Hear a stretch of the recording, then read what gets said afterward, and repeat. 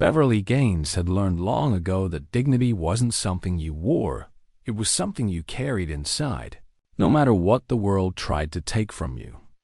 At 43 years old, she moved through life with the quiet grace of someone who had earned every ounce of respect she commanded, never demanding it, simply embodying it. The Memphis night wrapped around her like humid silk as she pulled into the Shell station on Popular Avenue. It was 2:30 in the morning, and her body ached from 14 hours of listening, really listening to people whose voices had been ignored for far too long. 3 mothers at tonight's town hall had described their sons' encounters with Memphis police. Each story a variation of the same painful song. Routine traffic stops that became arrests, charges that evaporated in courtrooms, and officers who walked away without ever answering for what they'd done. Beverly's BMW ticked softly as it cooled beneath the harsh fluorescent lights. She stepped out, smoothing her navy blazer over the cream silk dress she'd worn to appear professional, approachable, trustworthy. For 2 weeks now, she'd been a ghost in her own city, watching, recording, understanding the rot that had settled into the Memphis Police Department.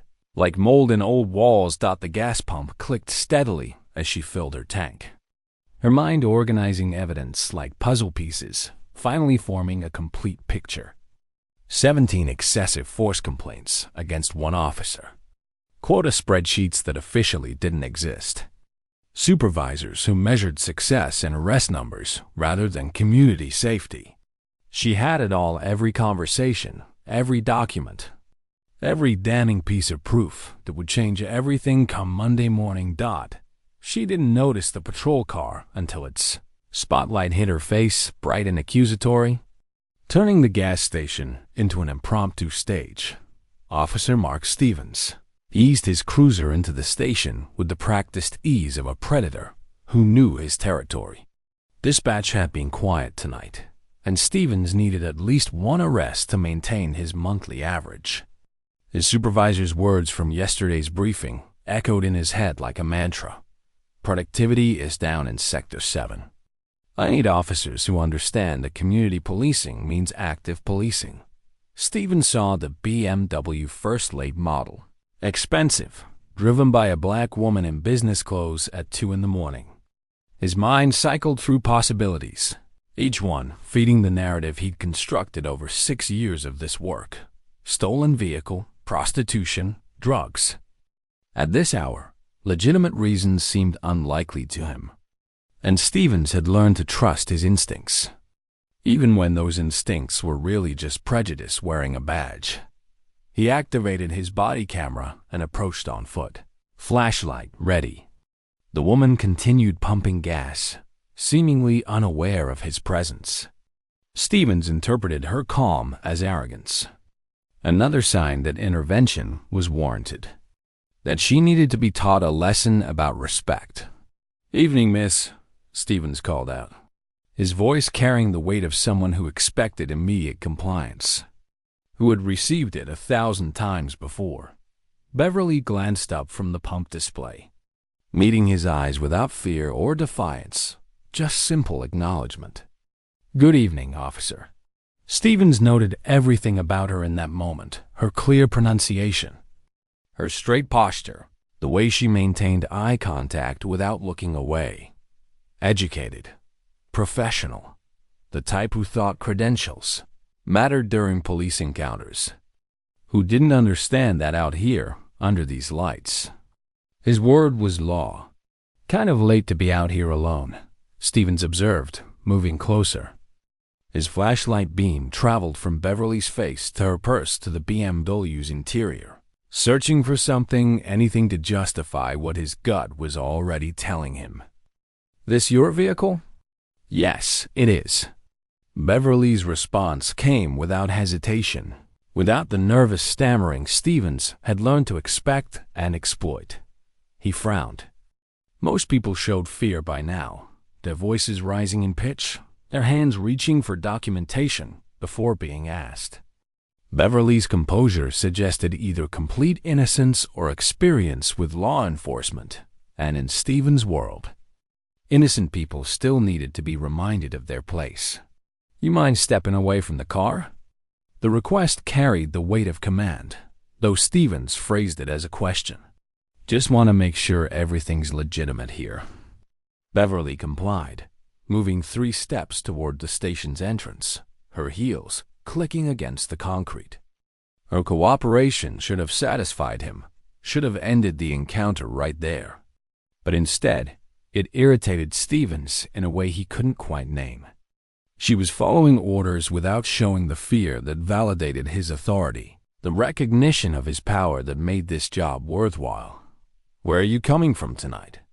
Stevens continued, circling to position himself between Beverly and her car door, blocking her path like a chess player controlling the board.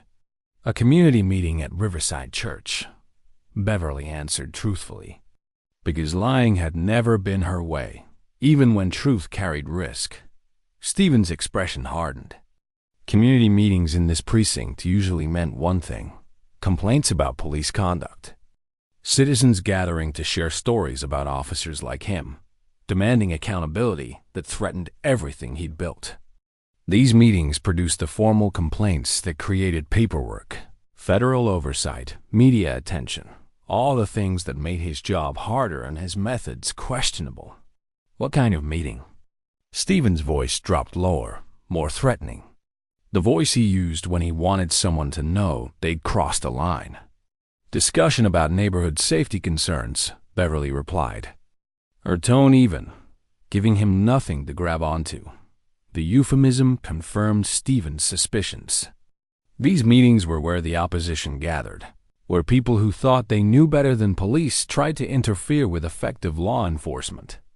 And now one of those people stood before him, perfectly positioned for a lesson in reality. Stevens stepped closer, his flashlight aimed directly at Beverly's eyes, forcing her to squint against the glare. "You one of those community activists? The type who thinks she knows how to do police work better than police?" Beverly's silence spoke louder than any protest could have. She simply looked at him, memorizing his face, his badge number, the way his hand rested on his belt near his taser-small details that would matter later. Though Stevens couldn't know that yet. "Turn around and put your hands on the vehicle," Stevens ordered, his voice hardening into something cruel. "I need to conduct a safety search." Beverly hesitated for the first time, recognizing the shift from encounter to escalation, from inconvenience to danger. "Officer, I haven't done anything wrong." Stevens' hand moved to his belt, fingers brushing his taser in a gesture meant to intimidate, to remind her of the power imbalance between them. "I'll decide what's wrong. Turn around, now." The gas pump clicked off behind them, signaling a full tank and a transaction complete. But for Officer Mark Stevens, the night was just beginning, and for Beverly Gaines, the final piece of evidence she needed was about to fall perfectly into place. Part 2. The tearing Beverly turned slowly, placing her palms flat against the BMW's cool metal surface. The fluorescent lights above cast harsh shadows across the concrete, creating a stage for what Stevens considered routine, what he'd done dozens of times before to people he deemed deserving of humiliation. The night air felt thick and heavy, pressing against Beverly's skin like a warning she couldn't quite hear. "Spread your feet wider," Stevens commanded, positioning himself directly behind her.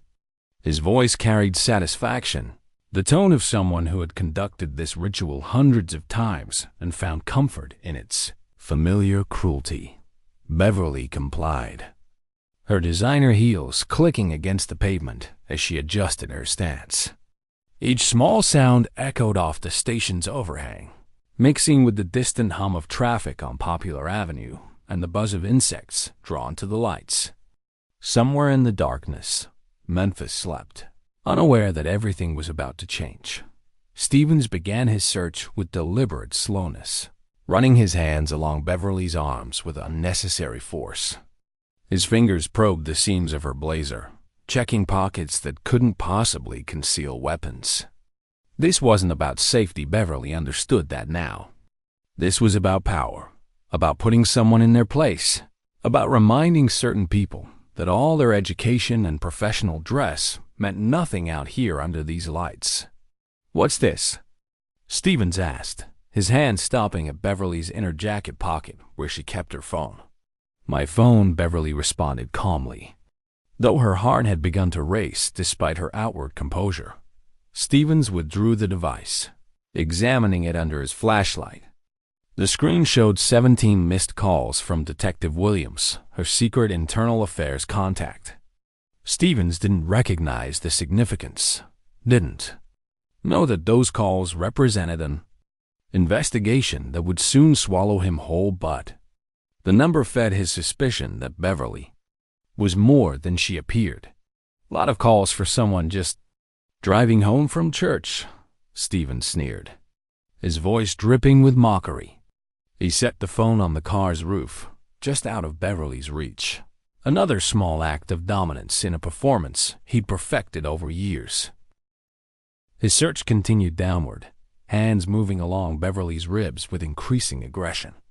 When his fingers encountered the small recording device clipped inside her blazer lining, no bigger than a thumb drive, the type used by journalists or investigators, Stevens' entire demeanor shifted from routine harassment to genuine anger. "Wow. Wow," Stevens muttered, removing the device and holding it up to the light like a trophy. "You recording police officers, lady?" Beverly's pulse spiked, but her voice remained steady, betraying nothing. "That's legal in Tennessee. Not when you're interfering with police business," Stevens snapped back. He examined the device, noting its professional quality. Civilians didn't typically carry law enforcement-grade recording equipment unless they were planning something. The device represented everything Stevens despised about the new world trying to emerge, a world where citizens watch police instead of simply obeying them, where accountability threatened the comfortable arrangements he'd enjoyed for years. "Turn around," Stevens ordered, his voice now stripped of any pretense of professionalism. Beverly faced him, and for the first time, Stevens saw something in her eyes that unsettled him. Not fear. He knew fear intimately, had seen it in countless faces. Not defiance either, which he could have used to justify escalation. No, what he saw was recognition, as if she were cataloging every detail of this encounter for some future purpose he couldn't imagine. "Who are you really?" Stevens demanded, stepping so close that Beverly could smell the coffee on his breath, could see the small scar on his left hand, could note the distinctive Celtic pattern on his wedding ring details she filed away with the same precision she'd applied to everything else these past 2 weeks. "Someone you don't want to make an enemy of," Beverly responded quietly. And the warning carried such absolute certainty that for just a moment, Stevens felt something shift beneath his feet, like standing on ice that was beginning to crack. The warning infuriated him. Citizens didn't threaten police officers. They didn't speak with calm authority during searches. They didn't carry recording equipment and attend community meetings and act like they had power in situations where Stevens held all the cards. Beverly's composure represented everything he needed to destroy. Every challenge to his authority that required a brutal response. Stevens grabbed Beverly's shoulder, spinning her back toward the car with unnecessary violence. "I asked you a question." Beverly stumbled slightly, her heel catching on uneven concrete. As she regained her balance, Stevens seized her arm ostensibly to steady her, but his grip tightened until she couldn't help but wince. "You think you're special?" Stevens hissed, his face close to Beverly's ear, his breath hot against her skin. "You think that fancy car and expensive clothes make you untouchable? Make you better than everyone else out here?" His free hand grabbed the fabric of Beverly's dress at the shoulder, testing its strength. The material was high-quality silk, probably worth more than Stevens made in a week. And that disparity between Beverly's obvious wealth and her current helplessness fed something dark and hungry in him. "Please don't," Beverly said softly, recognizing what was about to happen. Understanding that this moment would define everything that followed, Stevens yanked hard. The fabric tore with a sound like breaking glass, the rip traveling from Beverly's shoulder down to her waist. Cool night air hit exposed skin as the dress separated, leaving Beverly partially revealed under the station's merciless lighting. The cream silk hung in tatters, expensive fabric reduced to rags in a single violent gesture. A woman pumping gas at the next island gasped audibly, her hand flying to her mouth.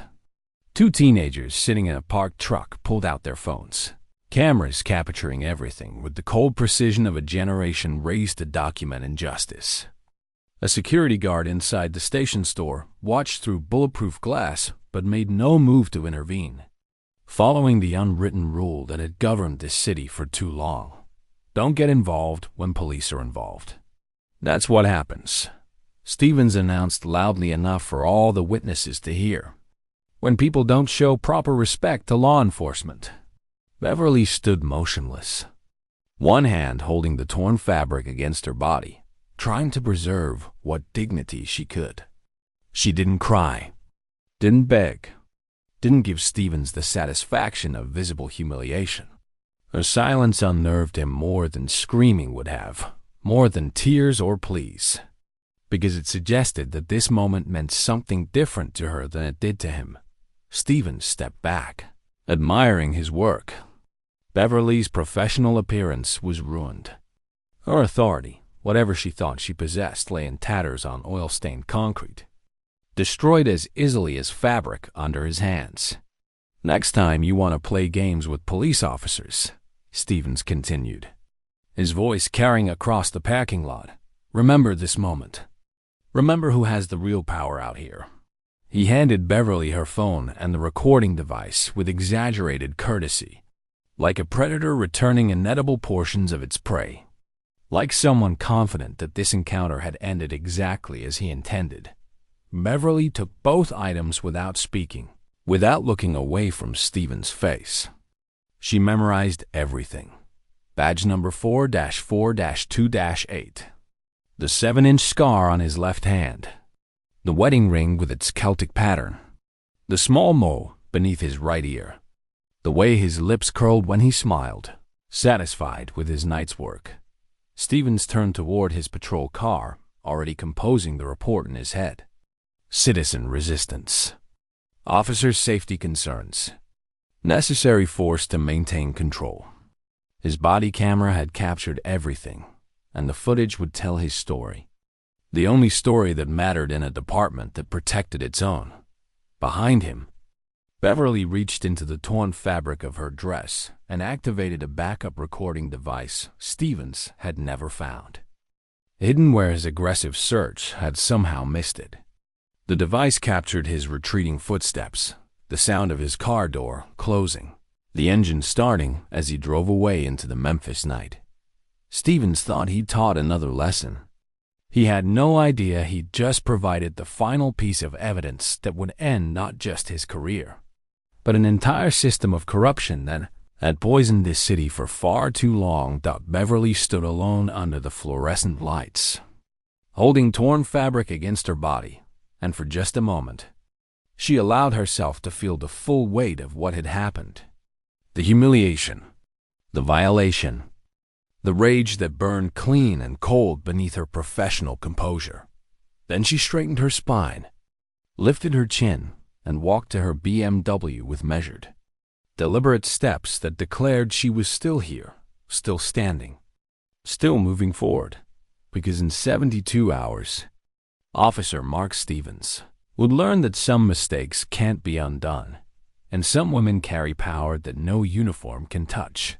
Part 3. The Secret Authority. 2 weeks earlier, Beverly Gaines had walked into Memphis City Hall with a briefcase full of credentials and a mandate that would shake the police department to its core. The marble floors echoed under her sensible heels as she made her way through corridors lined with portraits of former mayors.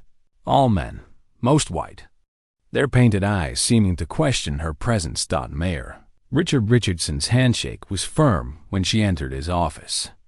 but his smile carried the tight quality of political necessity.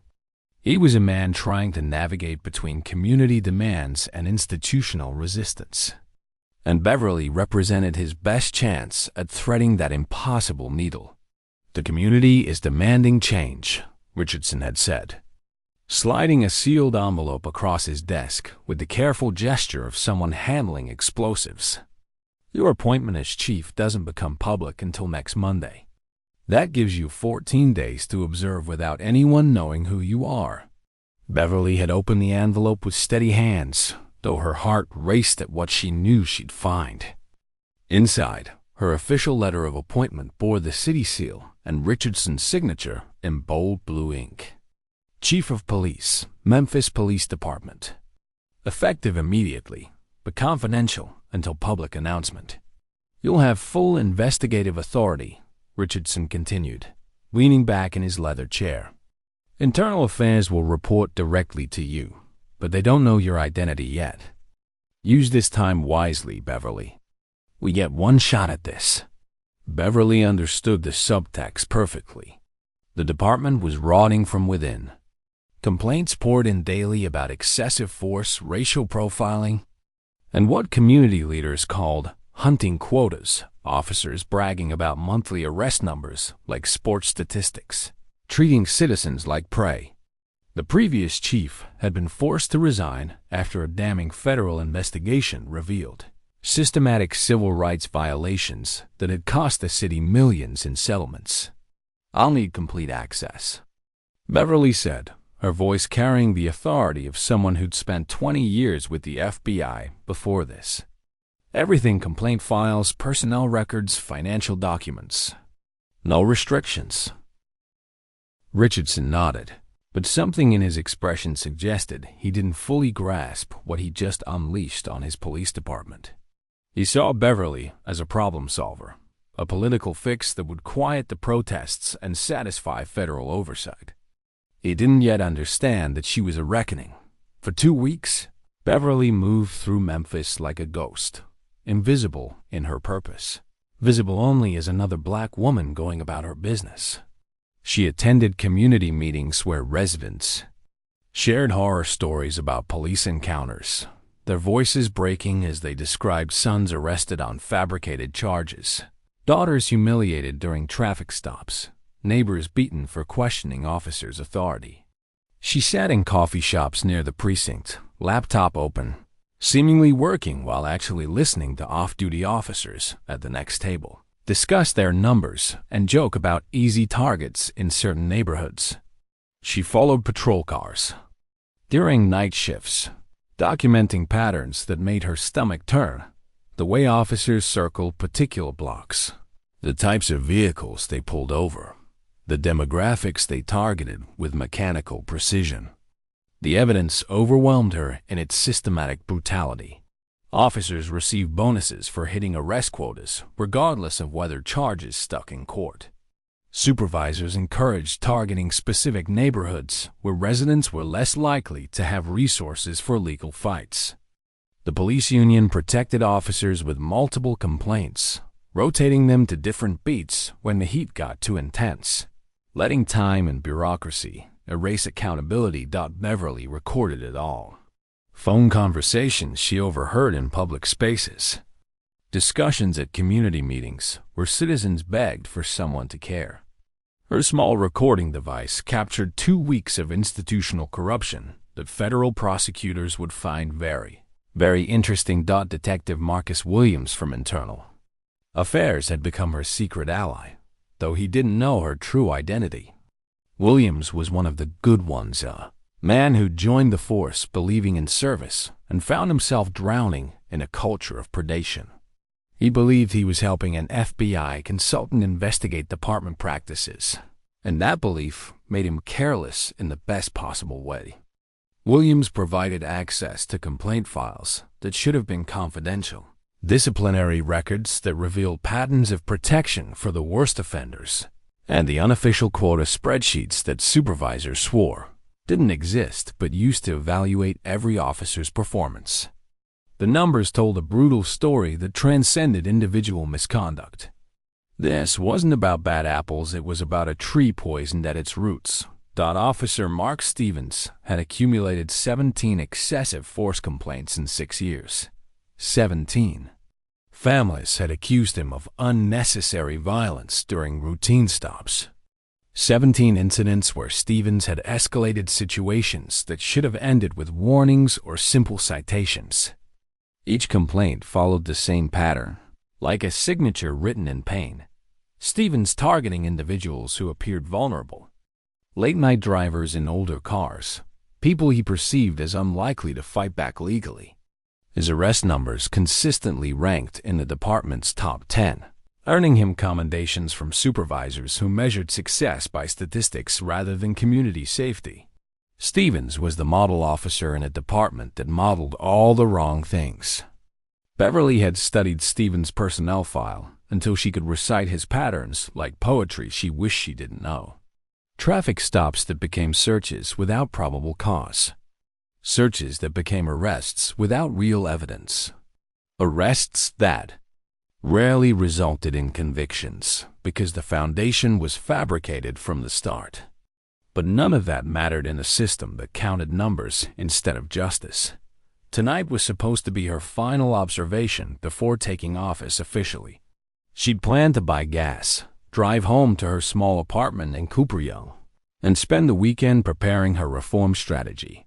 The department's new chief would begin Monday morning with enough evidence to clean house completely, to break the union's stranglehold, to show Memphis that change wasn't just possible but inevitable. She had not planned on becoming Stevens' next victim. But as Beverly stood in that Shell station parking lot at 2:30 in the morning, feeling Memphis humidity against her torn dress, feeling the weight of witnesses' eyes on her exposed skin, she realized something profound. Stevens had just provided the perfect capstone to her investigation. His assault would be the final piece of evidence that even the police union couldn't explain away, couldn't spin, couldn't hide behind bureaucratic language and procedural delays. Monday morning was still 3 days away. But Officer Mark Stevens' career had already ended. He just didn't know it yet. Beverly pulled her torn dress tighter and walked to her BMW with her head high, her spine straight, her dignity intact despite everything Stevens had tried to take from her. Behind bulletproof glass, the security guard finally picked up his phone. In their parked truck, 2 teenagers uploaded footage that would be viewed millions of times before sunrise. At the next gas pump, a woman whispered a prayer for the stranger who just survived something terrible, and Beverly Gaines, soon to be chief of police, drove into the Memphis night carrying evidence that would transform everything. Some women break under pressure. Others become the pressure that breaks. Systems. Beverly had always been the latter. Part 4. The Evidence Speaks. Beverly pulled into the underground parking garage of Memphis City Hall at 2:47 in the morning, her torn dress covered by the emergency blazer she kept in her car for situations she'd never quite imagined would include this. Her hands were steady on the steering wheel, but her mind raced with the implications of what had just happened. She documented systematic corruption for 2 weeks.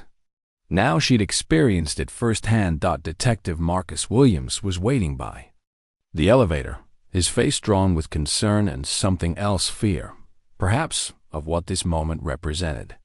When he saw Beverly emerge from her car, saw the torn fabric visible beneath her blazer, his expression crumbled.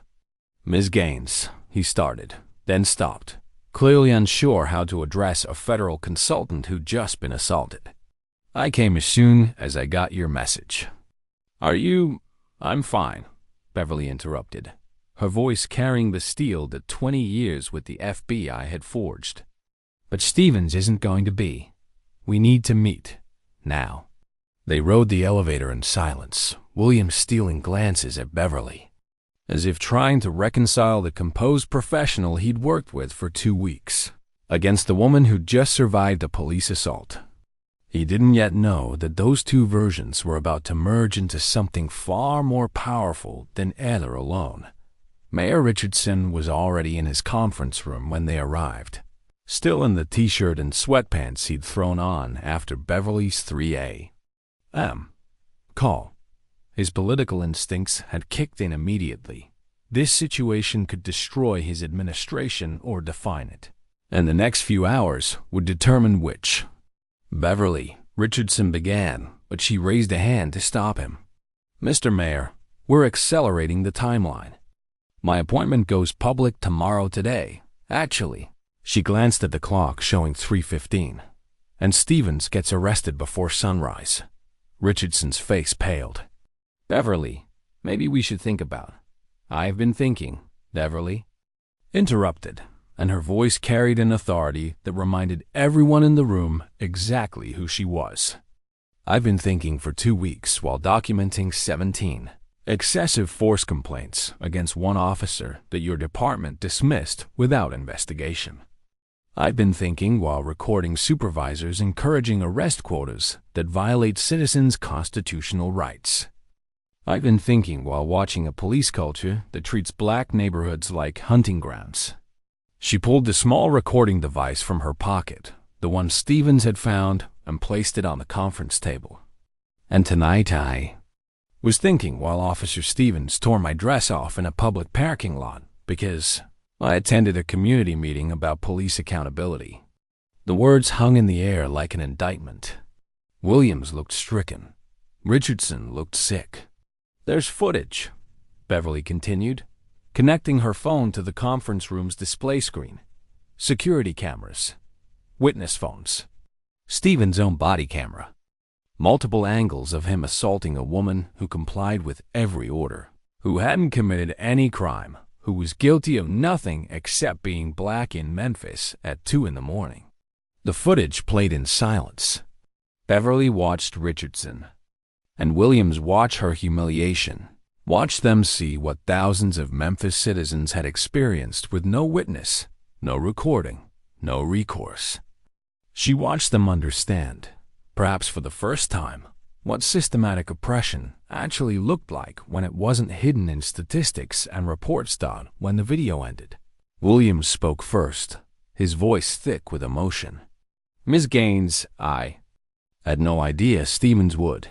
"You knew exactly what Stevens would do," Beverly corrected, but her tone wasn't accusatory. "That's why his file was the first one you showed me. You know, Marcus, you just didn't have the authority to stop it. Now I do." She turned to Richardson. "I want Stevens in custody within the hour. I want his personnel file on your desk by 6 I want a press conference scheduled for noon. And I want every officer in this department to understand that the protection they've enjoyed is over." Richardson opened his mouth, then closed it. He'd hired Beverly to reform the police department, but some part of him had expected that reform to be gradual, comfortable, politically manageable. He hadn't expected it to start with the arrest of an officer for assaulting the new chief. "The union will fight this," Richardson finally said. "Let them," Beverly replied. "I have 2 weeks of recordings documenting union representatives, coaching officers on how to falsify reports and avoid accountability. Their president, Jake Morrison, is on tape instructing Stevens and others to fabricate resistance and claim officers' safety concerns regardless of actual circumstances." She pulled out a laptop and opened files Williams had never seen, evidence she'd gathered independently, beyond even her internal affairs contacts' knowledge. "I have spreadsheets showing arrest quotas tied to financial bonuses.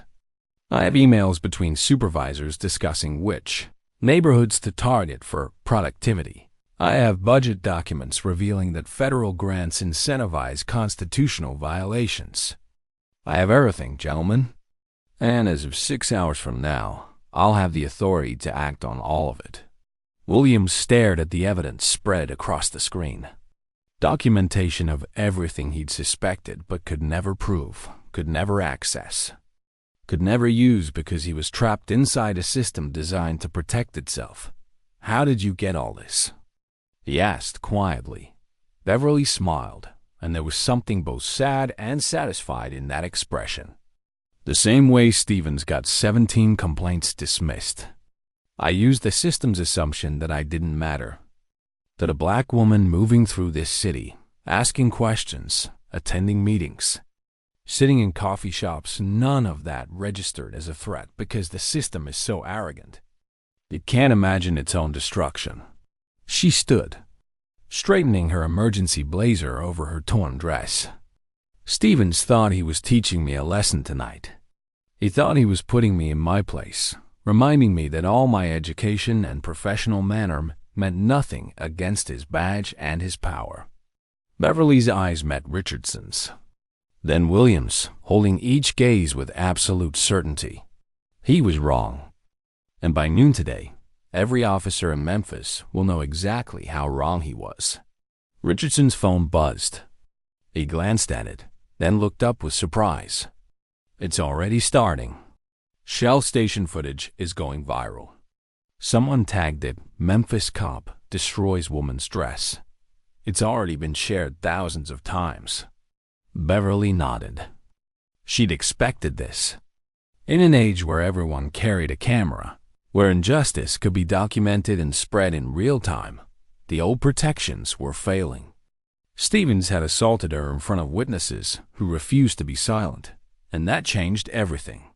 Then we ride the wave, Beverly said. We use this moment to show Memphis that accountability isn't just a promise. It's happening right now, in real time, with real consequences. Williams stood, his decision made. What do you need from me? Everything you have on Stevens and every officer like him. Every dismissed complaint, every suspicious arrest, every pattern you've noticed but couldn't act on. We're building cases that will stand up in federal court, Marcus. And we're starting today. As dawn began to break over Memphis, 3 people worked in that conference room, preparing for a transformation that would ripple far beyond one city, one department. One assaulted woman who refused to accept that violence was the cost of existing in her own skin. By 5:30. Arrest warrants were signed. By 6. Stevens was in custody. His confusion genuine as federal agents read him charges that went far beyond simple assault. By 7. The mayor's office began fielding calls from reporters, union representatives, and city council members who sensed that something fundamental had shifted. And by 8, as Memphis woke to news of a police officer arrested and a new chief taking office under extraordinary circumstances, Beverly Gaines sat in her soon-to-be office and allowed herself one moment of private emotion. She thought of every woman who'd stood where she stood, who'd felt the tearing of fabric and dignity, who'd been told through action and indifference that their bodies, their rights, their humanity meant nothing to those in power. And she made a silent promise to the city spread out below her office window. Never again. Not here. Not while I carry this badge. Some promises are too important to break. This was one of them. Part 5. The blue wall crumbles. The Memphis Police Department had a rhythm all its own, shift changes marked by the rumble of patrol cars, the hum of voices in briefing rooms, the familiar comfort of rituals repeated so often they felt like natural law. By 6:30 Tuesday morning, that rhythm had become chaos. Word spread through the precinct like wildfire through dry grass. Stevens was in custody. Not suspended, not under investigation, arrested. Federal charges. And the victim's name, Beverly Gaines, meant nothing to most officers but everything to the few who mattered. Union. President Jake Morrison received the call at sunrise, his coffee growing cold as Detective Williams explained the situation with clinical precision. Stevens, one of Morrison's most productive members, faced charges that could destroy not just his career, but expose department practices the union had spent years protecting. By 7. Morrison had convened an emergency meeting in the precinct basement, a windowless room where officers gathered when they needed privacy from cameras and oversight. 27 officers attended, their faces reflecting Morrison's anger. their body language defensive. "This is harassment," Morrison declared, his voice carrying the righteous indignation of someone who'd built a career on protecting the indefensible. Stevens was doing his job. Some activist with a recording device claims assault, and suddenly we're throwing good officers under the bus. Officer David Rodriguez, Stevens' frequent partner, spoke up. "Who is this Beverly Gaines anyway? Why are we letting some community troublemaker destroy careers?" Morrison produced a thin folder, all the information the union had managed to gather in the early morning hours. Former FBI, criminal justice background. Recently moved to Memphis. The type who thinks she understands police work better than police. The assembled officers nodded knowingly. They'd been trained to distrust outsiders, especially those with federal backgrounds and reform agendas. People like Beverly represented everything threatening about civilian oversight judgment without understanding, criticism without experience. Stevens followed protocol, Morrison continued. He conducted a lawful search based on reasonable suspicion. If this woman got hurt during her resistance, that's not his fault. Detective Thompson raised his hand. "What about the video evidence?" "I heard there are multiple camera angles showing. Videos can be edited," Morrison interrupted sharply. "Witnesses can be coached. The real evidence is Stevens' body camera, and it shows exactly what he reported, a citizen failing to comply with lawful orders." What Morrison didn't mention was that he'd watched Stevens' body camera footage twice already that morning. He'd heard Stevens' words about punishing Beverly for attending community meetings. He'd seen the deliberate destruction of her dress while she remained compliant. He knew the footage was damaging, he just couldn't admit it. Not if he wanted to maintain the fiction that Stevens' arrest represented persecution rather than accountability. "Here's what we're dealing with," Morrison explained, pacing before the assembled officers like a general rallying troops. "The new chief takes office today. Word is she's some reform candidate with federal backing. Stevens' arrest is her way of sending a message that the old department is finished." Murmurs of concern rippled through the room. Reform chiefs meant accountability reviews, policy changes, federal consent decrees that restricted officer discretion. Everything comfortable about their work culture faced existential threat. "What's our response?" Officer Martinez asked. "We can't let them destroy Stevens to make political points." Morrison had been preparing for this moment since Williams' early morning call. The union's survival depended on protecting Stevens while discrediting his accusers, a strategy that had worked for years because it appealed to officers' sense of solidarity and siege mentality. "First, we control the narrative," Morrison announced, distributing prepared talking points. Stevens was protecting himself from a citizen who refused lawful orders. He used minimal force to maintain control. Any injuries resulted from her resistance, not his actions. The documents framed Stevens as a dedicated public servant, victimized by anti-police activists seeking to undermine law enforcement. Effectiveness language calculated to transform the assault victim into the aggressor. "Second, we questioned the timing," Morrison continued. "This arrest happens hours before the new chief takes office. That's not coincidence. It's political theater designed to justify federal oversight of our department." The strategy made perfect sense to officers conditioned to view citizen complaints as attacks rather than accountability measures. Stevens became a martyr, his arrest evidence of broader persecution rather than individual misconduct. But what Morrison and the assembled officers didn't know was that Beverly Gaines had been recording union meetings for 2 weeks, documenting their strategies for avoiding accountability. This very gathering, with its coached narrative and coordinated defense, was being captured by devices they'd never think to look for. What they didn't know was that their new chief had anticipated exactly this response, had built her case knowing the union would close ranks, had prepared evidence that would transform their protection strategies into obstruction of justice charges. What they didn't know was that the woman they dismissed as some community troublemaker had spent 20 years with the FBI, learning how to dismantle organizations far more sophisticated than their union, far more dangerous than their blue wall of silence. By 8:30, Morrison had contacted sympathetic city council members, friendly media outlets, and political allies who owed the union favors. His message was consistent. Stevens was a scapegoat. His accuser was a radical.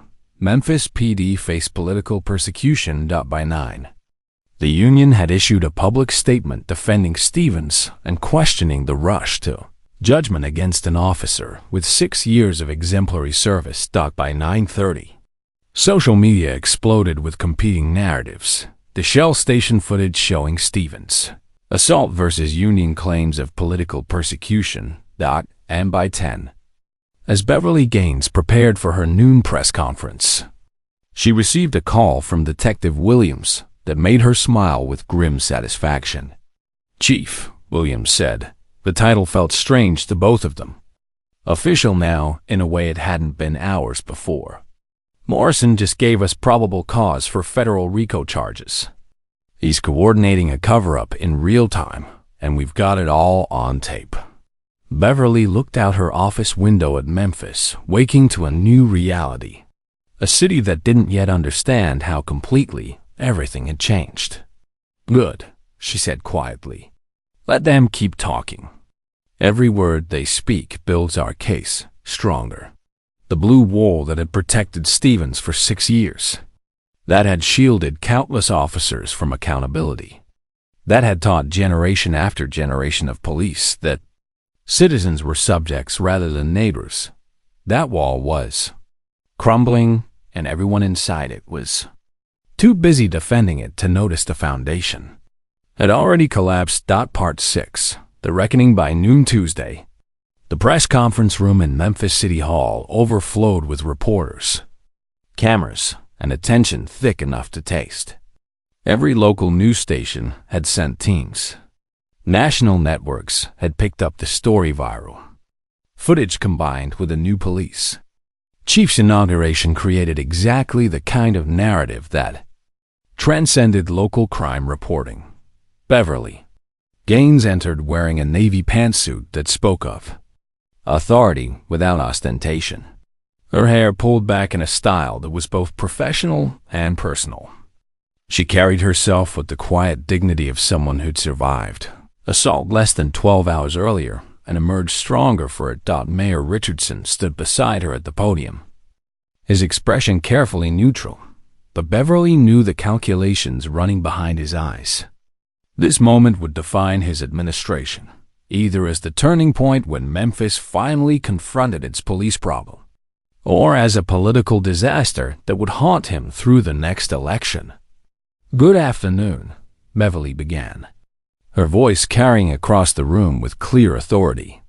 "My name is Beverly Gaines, and as of 6 this morning, I am the chief of police for the city of Memphis." Camera flashes erupted like small lightning strikes. Reporters scribbled notes, recognizing immediately that something unprecedented was happening. "I'm here today to address the arrest of Officer Mark Stevens, and to explain to the citizens of Memphis why fundamental change in this department is not just necessary, it's already underway." Beverly paused, letting the weight of her words settle across the room like heavy snow. "Last night, at approximately 2:15 a.m., I was assaulted by Officer Stevens during what he claimed was a routine traffic stop at a Shell station on Popular Avenue. I was compliant with every order. I committed no crime. I presented no threat. Yet Officer Stevens chose to tear the dress from my body in what he described as a search, but what was actually an act of humiliation designed to punish me for attending a community meeting about police accountability. The room erupted with questions, but Beverly raised a hand for silence. "Before you ask whether I'm certain about Officer Stevens' motivations, let me be clear. I have recordings of Stephen's own words, captured on his body camera, stating explicitly that he was teaching me a lesson about respecting police authority. I have security footage from multiple angles showing the assault. I have witnessed testimony from citizens who watched it happen. She pressed a button on the podium, and the screens behind her lit up with the Shell station footage of Stevens approaching, Beverly complying, the violent tearing of fabric, the deliberate humiliation. The room fell silent as the assault played out in high definition for everyone to see. When the footage ended, Beverly continued, her voice steady despite the emotion that must have been churning beneath her professional exterior. I could talk about my personal experience about the violation, the humiliation, the anger of being treated like my body and my dignity were Officer Stevens to destroy. But this isn't about me. This is about the 17 other people who filed excessive force complaints against Stevens over 6 years. Complaints that were dismissed without investigation. This is about the systematic targeting of black neighborhoods for arrest quotas. This is about a department that rewarded constitutional violations with bonuses and promotions. She pressed another button. Spreadsheets appeared on screen, arrest quotas broken down by officer, sector, and demographic targeting. For 2 weeks before taking office, I conducted an undercover investigation of this department with federal backing. What I found wasn't just individual misconduct, it was institutional corruption. Officers received bonuses for hitting arrest numbers, regardless of whether charges stuck in court. Supervisors coached officers on fabricating probable cause. The police union instructed members to claim officer safety concerns, regardless of actual circumstances. More slides appeared, emails between supervisors, recordings of union meetings, budget documents showing financial incentives for arrests. Officer Stevens didn't assault me because he's a bad person, Beverly continued. He assaulted me because he's a product of a system that taught him he could. A system that measured his success by how many citizens he arrested, not by how safe he made our community. A system that protected him through 17 complaints because his productivity numbers made supervisors look good and justified federal grant applications. Reporter Sarah Carter from Channel 3 raised her hand and Beverly nodded. Chief Gaines, are you saying the entire department is corrupt? Beverly considered the question carefully. I'm saying the department operates under policies and incentive structures that encourage constitutional violations. There are good officers here. Detective Williams, who helped with this investigation, is one of them. But good officers trapped in a corrupt system either compromise their values or burn out trying to fight it. She advanced to the next slide, a list of reforms already being implemented. Effective immediately. All arrest quotas are eliminated. Officer performance will be measured by community satisfaction surveys, complaint resolution, and collaborative problem solving. Federal monitors will oversee every aspect of our operations until we demonstrate consistent constitutional policing. And most importantly, the blue wall of silence that protected officers like Stevens is broken, permanently. Another reporter called out, "What about the union's claim that this is political persecution?" Beverly smiled, and there was something both sad and satisfied in that expression. The union is entitled to defend its members. But defending officers doesn't mean obstructing justice. We have recordings of Union President Morrison coordinating a cover-up, coaching officers on false narratives, and attempting to intimidate witnesses. He'll face federal charges for obstruction of justice. The room erupted with follow-up questions. But Beverly wasn't finished. I want to speak directly to the citizens of Memphis, particularly those in neighborhoods where police have been predators instead of protectors. I know trust isn't rebuilt with press conferences and policy announcements. I know you've heard promises before that led to nothing. So I'm not asking you to trust me. I'm asking you to watch what happens next. She pressed the final button on her presentation. and contact information appeared on screen. We're establishing a civilian oversight board with real power to investigate complaints and discipline officers. We're opening a review of every dismissed complaint from the past decade. We're inviting federal prosecutors to examine our arrest practices for civil rights violations. And we're doing it transparently, with community input at every stage. Beverly gripped the edges of the podium, her voice dropping to a quieter register that somehow carried more weight than any shout could have. Last night, Officer Stevens thought he was teaching me a lesson about power, about who has it and who doesn't, about what happens to people who challenge police authority. But here's what he actually taught me: that the courage of citizens who've been documenting police abuse for years, who've been sharing their stories despite being dismissed and ignored, who've been demanding accountability even when it seemed impossible, that courage was never wasted. She looked directly into the cameras, speaking past the reporters to the community, watching from homes and workplaces across Memphis. Every cell phone video, every complaint filed, every community meeting attended, all of it mattered. All of it built toward this moment. Stevens didn't assault some random woman who got lucky. He assaulted someone with the authority to act on 2 weeks of evidence documenting exactly the system that produced him. And now that system faces federal investigation, court-monitored reform, and the end of impunity. Beverly stepped back from the podium, and for just a moment, the room sat in stunned silence. Then the questions came like a flood, reporters wanting details, clarification, follow-up. But Beverly had said what she needed to say. She'd drawn a line in Memphis soil and declared that everything on one side was finished thought as she left the conference room with Mayor Richardson and Detective Williams flanking her. Beverly passed the television showing the live coverage. The Chiron read, "New chief promises police reform after officer's assault." But that wasn't quite right.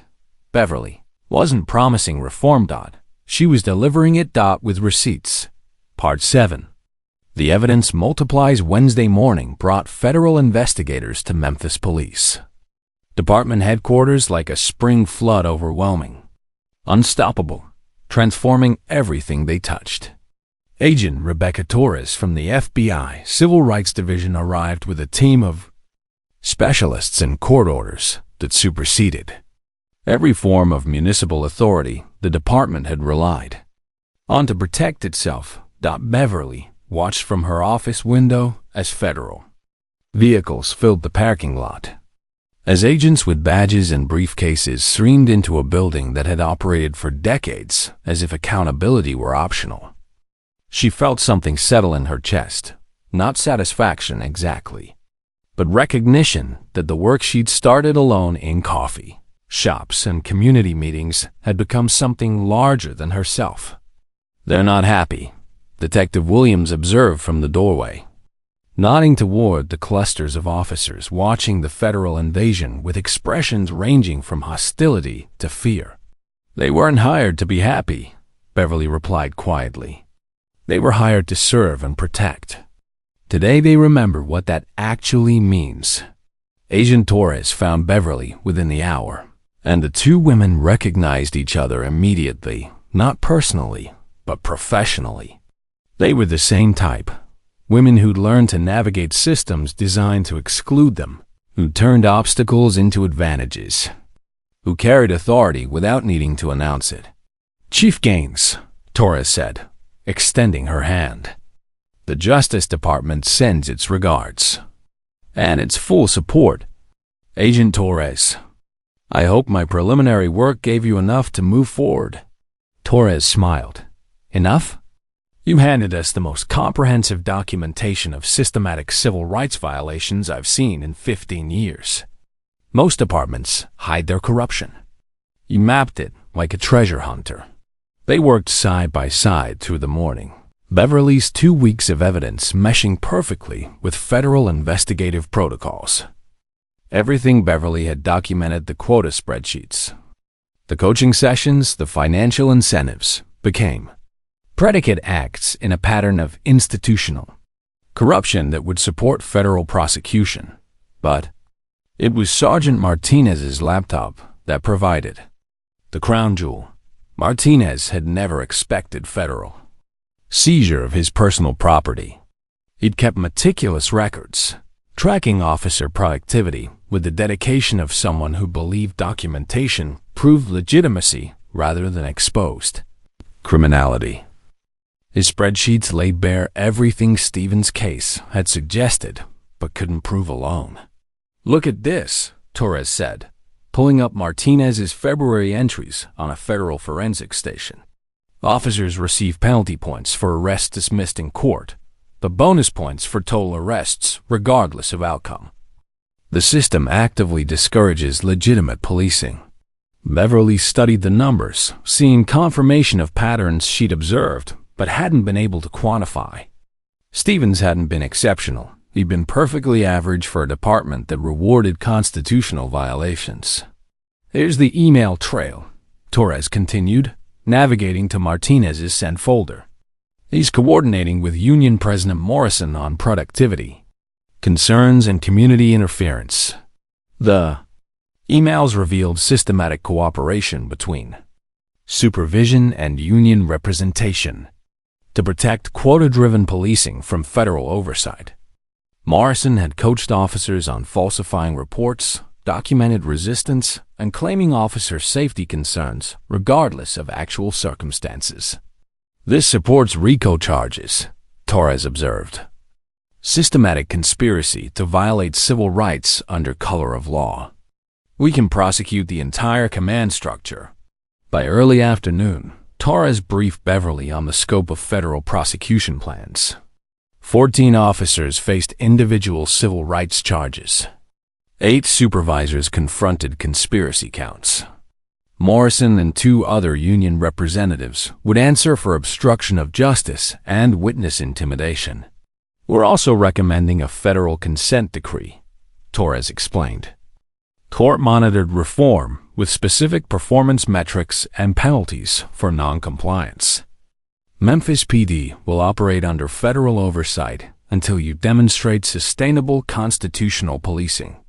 Beverly nodded, understanding that consent decrees were both punishment and protection.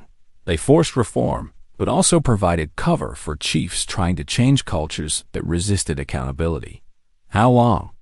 Beverly asked. 5 to 10 years if you make good progress. Longer if resistance continues." That evening, Beverly held a department-wide briefing in the precinct's largest room. Attendance was mandatory. Every officer, every supervisor, everyone who carried a Memphis PD badge needed to hear what came next directly from her. She stood before them without notes, without the podium that might have created distance, and spoke with the authority of someone who'd earned her position through work rather than politics. "I know most of you are scared," Beverly began. "You're scared about federal investigation. You're scared about consent decrees and oversight. You're scared that the way you've always done your jobs is suddenly wrong." Officers shifted uncomfortably, not expecting her to name their fears so directly. "And you should be scared if you've been violating citizens' constitutional rights. If you've been fabricating probable cause. If you've been measuring your success by arrest numbers instead of community safety. But if you've been trying to do good police work despite a system that discouraged it. Today is liberation, not punishment." She walked among them, making eye contact, letting them see that she understood their position, even while demanding they rise to meet hers. "Here's what changes immediately. The quota system is gone. You will never again receive bonuses for arrest numbers. Your performance will be measured by community satisfaction, by problem solving that prevents crime rather than just processing it, by relationships that build trust instead of fear." Beverly paused, letting her words sink in. "Some of you are thinking this is political correctness run amok, that I'm handcuffing police work to satisfy activists. But I'm not asking you to be less effective. I'm asking you to be more professional. Real police work doesn't require constitutional violations. Real police work builds community partnerships that make enforcement easier, not harder. She returned to the front of the room and activated a presentation showing crime clearance rates from other cities under consent decrees. These departments resisted reform at first. They claimed federal oversight would cripple their effectiveness. But look at the data. Crime clearance rates improved after reform because community cooperation increased. When people trust police, they share information. When they fear police, they stay silent. It's that simple. Officer Rodriguez raised his hand hesitantly. Chief, what about officers who made mistakes under the old system? Are we all facing charges? Beverly considered the question carefully, understanding the fear behind it. Federal prosecutors will focus on systematic violators and those who coordinated cover-ups. If you participated in the quota system because supervisors demanded it, if you filed reports you now regret because the culture required it, this is your moment for accountability and redemption. Come forward. Cooperate. Help us document how the system worked so we can dismantle it completely. She let that offer hang in the air, watching understanding dawn across various faces, a chance at immunity in exchange for testimony, a way out of collective guilt through individual honesty. But if you continue to resist, if you obstruct investigations or retaliate against cooperating officers, you'll face the full weight of federal prosecution. The choice is yours, but choose quickly. This train is moving forward regardless of who's aboard. As officers filed out after the briefing, Beverly saw a division forming, some gravitating toward Williams and other reform-minded supervisors, others clustering around remaining Union hardliners. The department was fracturing along lines of those willing to adapt versus those committed to resistance. Torres approached as the room emptied. That was well done. You gave them a path forward while making consequences clear. We'll see if they take it, Beverly replied, watching the last officers disappear into hallways where their whispered conversations would determine whether reform succeeded through cooperation or had to be imposed through force. By Thursday morning, 3 officers had contacted Williams requesting to cooperate with federal investigation. By Friday, 7 more followed. The blue wall was cracking from within as individual survival instinct overrode collective solidarity. Stevens sat in federal custody, abandoned by the union that had promised protection, facing charges that carried decades in prison. Morrison awaited arraignment on obstruction charges that would end his career and likely his freedom. And Beverly Gaines, who'd walked into a Shell station less than a week earlier as an unknown federal consultant, now commanded a police department with federal backing and community support. That made her position nearly unassailable. The reckoning she'd promised was no longer coming. It had arrived, and Memphis would never be the same. Part 8. The new foundation. 6 months later, Beverly Gaines stood once again in the Shell station on Popular Avenue, where everything had changed. The fluorescent lights still hummed overhead, still cast the same harsh glow across concrete and gas pumps. But the world beneath those lights had transformed beyond recognition. Ahmad Hassan, the station owner who'd provided the backup security footage that catalyzed Memphis's transformation, approached Beverly with genuine warmth rather than the cautious distance he'd once maintained around police. Chief Gaines, Hassan said, his accent carrying the weight of a man who'd learned to trust carefully. Thank you for keeping your promise. My nephew tells me complaints against officers in this neighborhood have dropped 70%. Beverly nodded, accepting the gratitude without false modesty. The officers are learning that their job is easier when the community sees them as partners instead of occupiers. It's not complicated, just different from what they were taught. She examined the station, remembering how she'd stood here in torn fabric and humiliation while witnesses recorded her assault. That moment had become iconic, the viral footage shown in police academies as an example of everything wrong with American law enforcement. But Beverly didn't want to be remembered as a victim. She wanted to be remembered as the catalyst for change that outlasted the moment that created it. Stevens was serving 18 months in federal prison, his conviction representing accountability that had seemed impossible just a year earlier. 14 officers had been terminated. 8 supervisors had lost their pensions. Morrison awaited trial on conspiracy charges that would define his legacy as an architect of systematic oppression rather than a defender of officers' rights. But numbers only told part of the story. Detective Williams, now Deputy Chief Williams, had become Beverly's right hand in implementing reforms that went beyond punishment to reimagine what policing could be. Together, they'd eliminated quota systems, implemented community oversight boards with real power, and established federal monitoring that ensured reforms were sustainable rather than cosmetic. The union fight was the hardest part, Williams reflected during their meeting that morning. Morrison's trial keeps getting delayed, and his supporters are still trying to paint Stevens as a martyr. Beverly smiled with something that wasn't quite satisfaction, but felt close. Let them. Every day that passes, more officers realize the old way was unsustainable. They're learning to measure success by community relationships instead of arrest statistics. That's not something propaganda can undo. The evidence Beverly had gathered during her 2 weeks of undercover work had proven invaluable beyond Stevens' case. Federal prosecutors had used her recordings to support RICO charges against Memphis PD's command structure, demonstrating that constitutional violations weren't individual failings, but institutional policy. The resulting consent decree forced comprehensive reform everything, from hiring practices to use of force policies to the way officers were evaluated and promoted. Beverly's torn dress still hung framed in her office, a reminder that justice sometimes wore unexpected forms. But she'd added something beside it, a photograph taken at a community cookout in the neighborhood where Stevens had once been the most productive arrester. In the photo, officers play basketball with teenagers who'd once fled at the sight of police cars.